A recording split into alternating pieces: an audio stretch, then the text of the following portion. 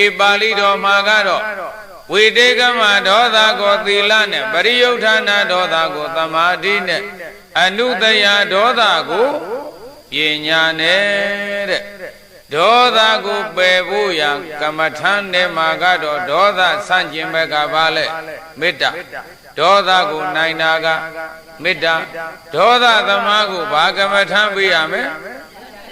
ကဲဘုန်းကြီးတို့ပရိသတ်ဒေါသကြီးတဲ့မေတ္တာပွားကြည့်ပါရုပ်ချပဲလွယ်လေနော်အဲ့ဒီအချက်ကလေးကိုဘုန်းကြီးကကြားညှက်လိုက်သွားရင်လာရင်လှုပ်ရင်ကန်ရင်နဲ့ဒေါသဖြစ်ဖွယ်ရာကြုံခဲ့ရင်ပရိသတ်ကြီးဗါတယ်လေသီးခံလိုက်ပါတဲ့သီးခံပါဆိုတာကြံထမ်းတဲ့အာယုနဲ့တွေ့လာရင်ခံနိုင်အောင်ခံလိုက်ပါဗါတယ်လေခံနိုင်အောင်ခံနိုင်တာပါလေခန့်တီးပဲ